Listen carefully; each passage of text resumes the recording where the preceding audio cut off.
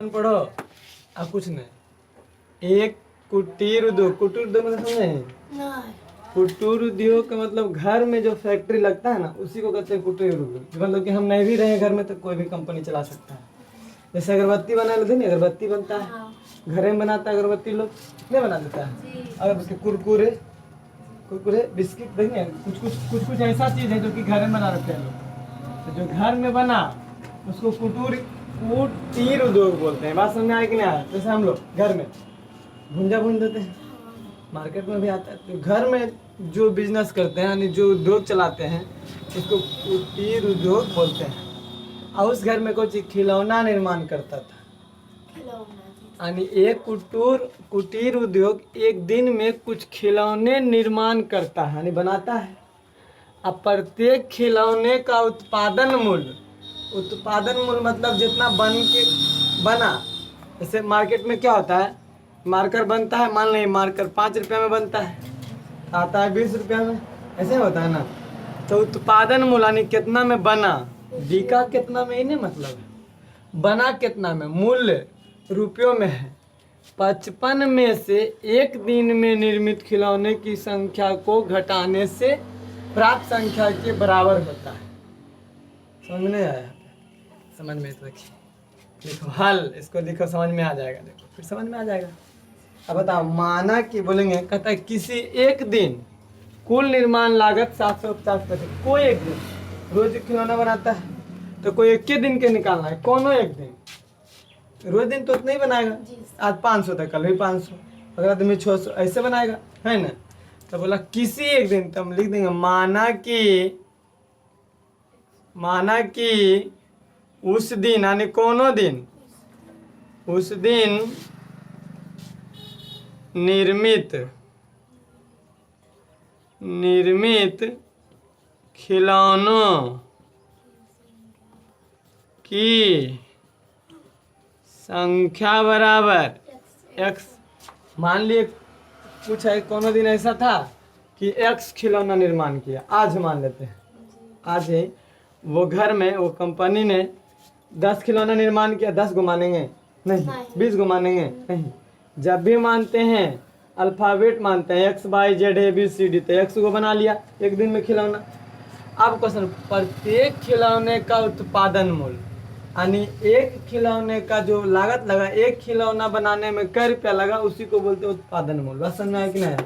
जैसे मान लीजिए एगो हम कॉपी बनाए, तो एगो कॉपी बनाने में कै रुपया लगा, बनाने में, बेचने की बात नहीं है, बनाने की बात है। मार्कर बनाए 5 रुपये में, अब हम बेचेंगे इसमें जितना मर्जी जितना बेच सकते हैं। 5 रुपये में कोई 4 रुपये में बेचेगा, बात 5 रुपये में बना करके 5 रुपये में बनाएगा, 4 रुपये में बेचेगा, लॉस हो जाएगा, कंपनी नहीं लॉस हो जाएगा। तो निर्माण उत्पादन मूल्य कितना में बना, तो बोला प्रत्येक खिलौने का उत्पादन मूल्य, तो हम कह सकते हैं एक, प्रत्येक का मतलब एक खिलौना, प्रत्येक का मतलब एक खिलौना। तो एक खिलौना का उत्पादन मूल्य कितना है ना, देखें मूल्य 55 में से एक दिन में निर्मित खिलौनों की संख्या को घटाने से प्राप्त होता है। पसंद में आया? तो एक दिन में कई खिलौना बनाया है, एक्स, तो 55 में एक्स घटा देंगे, जितना आएगा उतना रुपया लगा एक खिलौना को बनाने में, यही ना बोला? समझिए, जे पर समझना है। 55 में से एक दिन में निर्माण किया गया खिलौनों की संख्या को घटाने से प्राप्त संख्या के बराबर, यानी घटा करके जो आता है। जैसे मान लिया आज बनाया 20 खिलौना मान लेते हैं, तब 55 में से आज जितना बनाया घटा दीजिए, यानी 35 रुपये खिलौना का बना। कहने का मतलब इसका यही ना है कि 55 में से एक दिन में जितना खिलौना बनाया उसको घटा दीजिए, घटा करके जितना आएगा ना उतना ही उसका मूल्य यानी निर्माण लागत है, उतना ही में वो बन के आया है। बात समझ में आया कि नहीं आया? अब कहता है किसी एक दिन का कुल निर्माण लागत 750 रुपया था, कोई एक दिन, तो उसी दिन मान लेते हैं आज ही 750 रुपये लगा। जितना खिलौना बनाया सभे में क्या रुपया लगा, 750 रुपया। तब अब एक बात बताओ, प्रश्न से हल ही देते हैं। अब एक बात बताइए कि आज बनाया एक्स खिलौना, आज बनाया एक खिलौना का उत्पादन मूल्य आज का 55 माइनस एक्स, ये एक खिलौना का दाम है और ये खिलौना की संख्या है। आज मान लिया जाए हम एक खिलौना का दाम 2 रुपये रखें, अब आज बनाए हम 10 खिलौना या 15 खिलौना हैं, तो बताइए आज कै रुपया लगा। 15 खिलौना बनाए, एक खिलौना बनाने में 2 रुपया खर्च किए, तो आज टोटल कै रुपया हम खर्च कर दिए? 30 रुपया। बात समझ में आया कि नहीं है? तो यहाँ पे देखो बनाया है खिलौना एक्स, एक खिलौना का दाम इतना रुपया। अब बोला उसी दिन, यानी किसी दिन कहने का मतलब उसी दिन जिस दिन खिलौना बनाया उसी दिन 750 रुपया लागत लग गया उसको। ओ यानी खिलौना की संख्या एगो खिलौना के मूल्य गुना कर देंगे तो 750 रुपया लगेगा। नहीं समझ लो, फिर से समझो। देखो मान लिया हम 20 खिलौना बनाए आज, एक खिलौना के दाम 5 रुपया रखे, तो आज कै रुपया टोटल लागत लग जाएगा? ओ 20 खिलौना बनाए हैं, एक खिलौना का 5 रुपये रेट लग गया, दोनों गुना कर देंगे तो आज हमको 100 रुपया खर्चा हो गया। नहीं, तो यहाँ पे 100 रुपया बोला है कि 750 रुपया खर्चा हो गया। यानी खिलौना की संख्या था 20 गो, एक खिलौना के ये मूल्य था कि नहीं था? तो संख्या गुना एक खिलौना का मूल्य बराबर कुल लागत, नहीं आ जाएगा? तो यहाँ भी कर देंगे वही चीज, ये संख्या गुना एक खिलौना का मूल्य बराबर कुल लागत 750, नहीं हो जाएगा? समझ में आया वो क्वेश्चन? अब क्वेश्चन समझ में आ गया तब कुछ है? कुछ नहीं है। अब देखो अब की करेंगे, प्रश्न से कुल लागत, ओ ऐसे यहाँ भी लिख सकते हैं कि खिलौने की संख्या, यानी खिलौना लिख सकते हैं, नहीं भी लिख सकते हैं, खिलौना की कुल संख्या अगुण ना नहीं लिख, छोड़ा करते लिखते रहना, डायरेक्ट ऐसे कर दो, एक्स गुना 55 माइनस एक्स बराबर कुल लागत 750 रुपया, है ना? होगा, हो गुना करके ही ना आएगा। अब गुना करिए, 55 गुना एक्स माइनस एक्स गुना एक्स स्क्वायर बराबर 750। इधर ले आइए, इसको सरिया दीजिए, माइनस एक्स स्क्वायर आगे, अब प्लस में 55 एक्स, इसको इन्हें ले आइए, माइनस 750 बराबर, आगे माइनस रहता है, माइनस एक कॉमन लेंगे तो प्लस वाला माइनस, क्यों? क्योंकि माइनस कॉमन लिए हैं।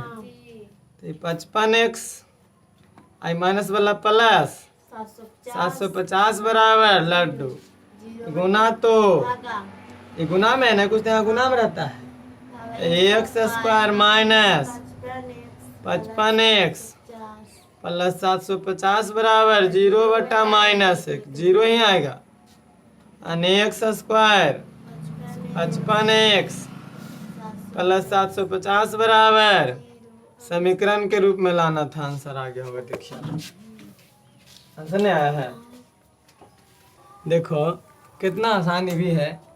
कहता है दो धनात्मक पूर्णांक, पूर्णांक किसको कहते हैं? जो पूर्णांक होता है, जैसे 0, 1, 2, 3, 4, -1, -2, -3 पूर्णांक है। ऐसे ना होना चाहिए 3.2 ये पूरा है, बटा में नहीं होना चाहिए, पूर्णांक मतलब पूर्णांक होना चाहिए। तो यहाँ बोला दो धनात्मक, तो ऋणात्मक वाला ना है, धनात्मक वाला है ना, धनात्मक वाला, धनात्मक पूर्णांकों के योग, वर्गों के योग 117 है। यदि छोटी संख्या का वर्ग बड़ी संख्या के 4 गुने के बराबर है। छोटी संख्या पता है? नहीं। बड़ी संख्या पता है? नहीं। यहाँ पे मान लेंगे हल में, अब मान लेंगे एक्स बाई, अब बाद में लाके ठीक कर देंगे। माना कि छोटी संख्या बराबर एक्स, बड़ी संख्या बराबर बाई, कोई दिक्कत नहीं ना। तो क्वेश्चन क्या बोला है कि छोटी संख्या का वर्ग बड़ी संख्या। ओ छोटी संख्या का वर्ग यानी छोटी संख्या x, वर्ग का मतलब स्क्वायर, छोटी संख्या का वर्ग अब बड़ी संख्या के 4 गुना के बराबर है। बड़की संख्या y और इसका 4 गुना, दोनों बराबर है। स्क्वायर नहीं दिया। कहाँ बस कर देंगे कल क्वेश्चन पर आदि छोटी संख्या का वर्ग, तो छोटी संख्या के वर्ग के अब बड़ी संख्या के 4 गुना के बराबर है, यानी छोटी संख्या वर्ग अब बड़ी संख्या के 4 गुना, दोनों बराबर है ना। यानी इसको लिख सकते हैं एक्स स्क्वायर बराबर 4 गुना बाई 4 बाई 4 गुना बाई। अब क्वेश्चन बोला है दो धनात्मक पूर्णांक के वर्गों का योग, यानी प्रश्न से कह सकते हैं यहाँ उल्टी मान लिए योग यानी एक्स प्लस वाई। अब दो धनात्मक पूर्णांकों के वर्गों का योग, तो दो धनात्मक क्या माने है वो एक्स, यहाँ लिख माना कि छोटी धनात्मक संख्या लिख दो, ले धनात्मक पूर्णांक बराबर एक्स। हाँ बड़ी धनात्मक पूर्णांक लिख देते हैं, धनात्मक पूर्णांक बराबर में बाई, कोई दिक्कत नहीं। तो बोला दो धनात्मक पूर्णांक के वर्गों का योग, वो दोनों के वर्ग कीजिए। अब एक्स का वर्ग प्लस बाई के वर्ग, दोनों के वर्गों का योग करेंगे तो कितना आता है दोनों, आई दोनों के वर्गों का योग 117 है। वर्ग कर दिए एक्स का वर्ग छोटकी का और बड़की का, दोनों के वर्ग कर दिए 117।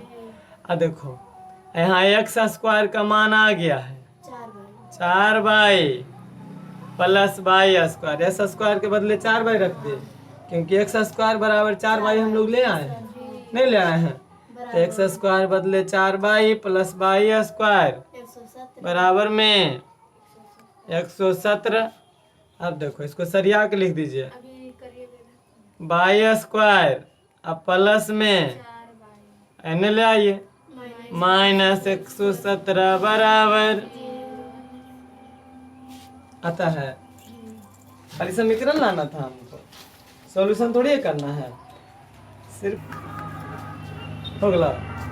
देखो एक कपड़ा के टुकड़े की कीमत क्या रुपया है, 200 रुपया है, और उसकी लंबाई कितना है नहीं पता, नहीं पता। यदि कपड़े का टुकड़ा 5 मीटर अधिक लंबा होता, यानी पहले कितना लंबाई नहीं पता, खाली बोला है वो कपड़ा के टुकड़ा, मान लिया जितना वो कपड़ा है, देखो इतना वो कपड़ा है, इसकी कीमत 200 रुपया है, कपड़ा है कीमत क्या रुपया 200 रुपया, कितना लंबा है मालूम है नहीं, तो मान लेंगे कि इस कपड़ा की लंबाई x है, इस कपड़ा की लंबाई x मीटर है ना, तो x मीटर कपड़ा, x मीटर लंबा कपड़ा के दाम 200 रुपया है ना। मान लेंगे ऐसे हल में, हल करेंगे, माना कि कपड़े की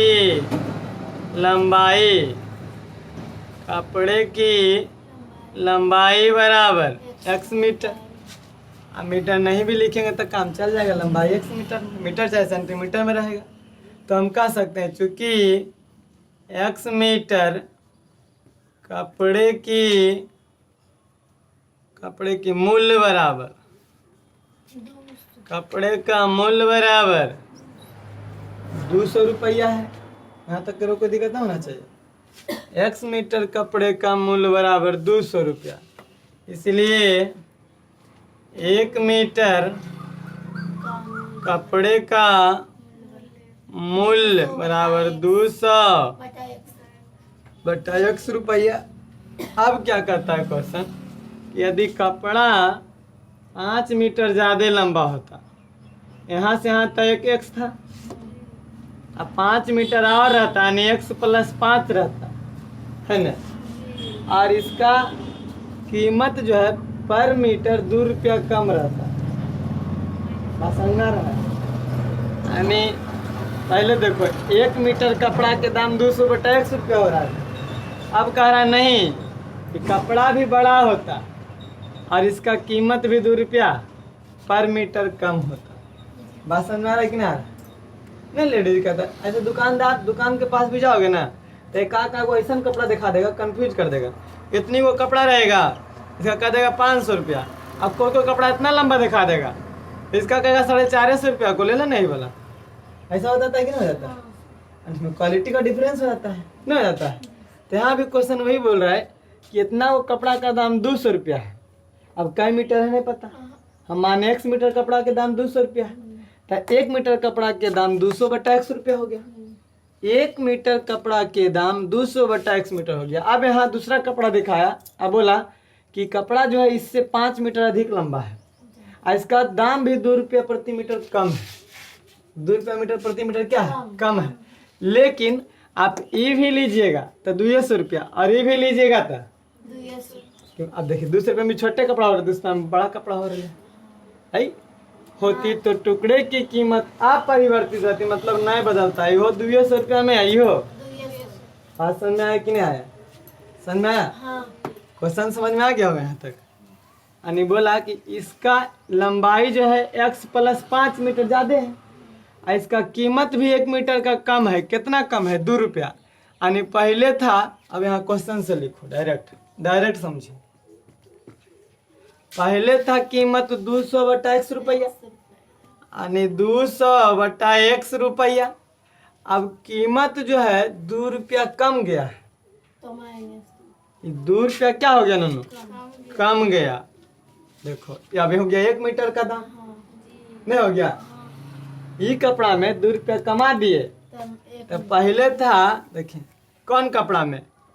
x + 5 वाला कपड़ा में। प्रश्न से अच्छा ऐसे लिखे, अब कपड़े की लंबाई में कपड़े की लंबाई 5 मीटर और अधिक है